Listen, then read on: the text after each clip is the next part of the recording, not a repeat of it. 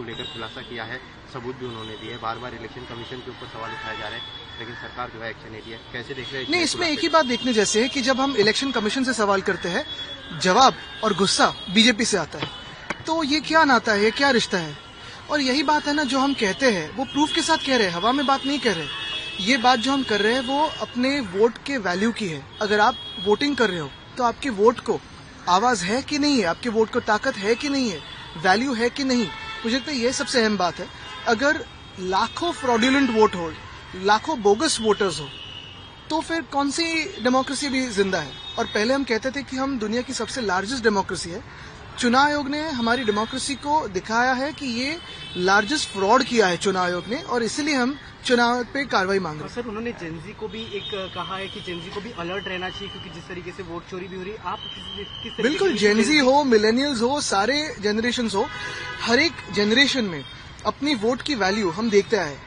ये जो 75 साल में हमने देखा है, अपनी जो लोकतंत्र है उसे हम ताकत देने की कोशिश करें, लेकिन भाजपा इसी लोकतंत्र को तोड़ना चाहती है और डेमोक्रेसी से डिक्टेटरशिप तक लेके जाना चाहती है। ये भी देखा गया था कि इंडिया के ही लोग अब तक फर्जी नामों में देखे गए थे। अभी तो ब्राजील की एक मॉडल के फोटो 200 बार इस्तेमाल हुए, तो फिर क्या बाहर के लोग भी आके वोटिंग कर रहे हैं ऐसे? तो ये तो फ्रॉड है ना।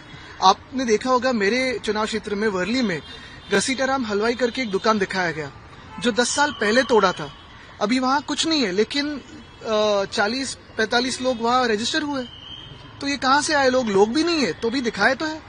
तो ये कौन लोग है, कैसे आते हैं, कौन वोटिंग करता है?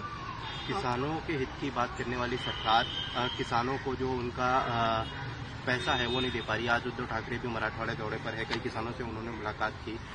लगातार किसानों के सवाल उठाए जा रहे हैं, सरकार के कानों पर चू नहीं रेंग रही है। बिल्कुल, पिछले कई महीनों में आपने देखा होगा किसानों का नुकसान तो बहुत हुआ है, किसान हैरान है, त्रस्त है। हम तो मांग कर रहे हैं कि कर्जा माफी हो। सीएम साहब ने कहा है कि हम अगले जून में देंगे। तो बहुत सारे सवाल है कि तो अभी का कर्जा उसका क्या, कर्जा उठाए ना उठाए, जो इंस्टॉलमेंट भरने उसका क्या होगा। और सबसे अहम बात यह है कि जो मदद जानी थी किसानों तक घोषित तो हुई है, लेकिन कुछ पहुंची नहीं है। किसी को 12 रुपए मिले, किसी को 20 रुपए मिले हैं।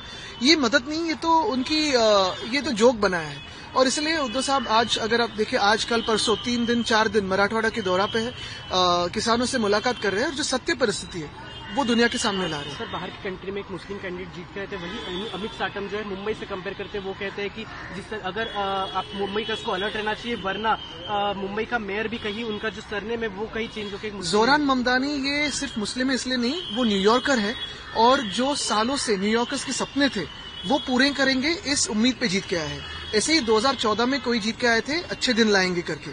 अभी 11 साल हुए, अच्छे दिन तो आए नहीं है। 11 साल में केंद्र सरकार हो, बहुत सारे राज्यों की सरकार हो, वोट चोरी के थ्रू उन्होंने प्राप्त की है। तो भी यानी वोट चोरी तो कर रहे हैं। ईवीएम का जो मामला है वो तो लोगों के सामने है ही। 10,000 रुपया चुनाव के पहले देते हैं सैलरीड वोटर्स निर्माण करने के लिए, और ये करके भी इनको हिंदू मुस्लिम फिर हर धर्म में हर जाति में झगड़ा करके भी ये चुनाव जीत नहीं सकते। ये भाजपा को पता है और इसलिए ही भाजपा कहती है। और अगर भाजपा अगला कदम जो उठाती है, जब हारने को आती है, वो कहते हैं नहीं बांग्लादेशी घुसे, रोहिंग्या घुसे। मुझे बताइए, आप एक बांग्लादेशी से मिले हो, रोहिंग्या से मिले हो?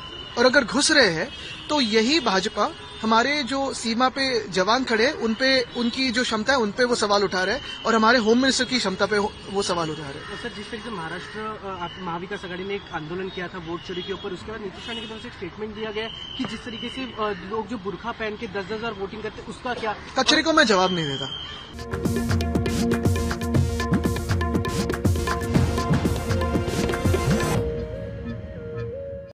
काल महाराष्ट्र प्रदेश काँग्रेस कमिटीच्या वरिष्ठ नेत्यांची बैठक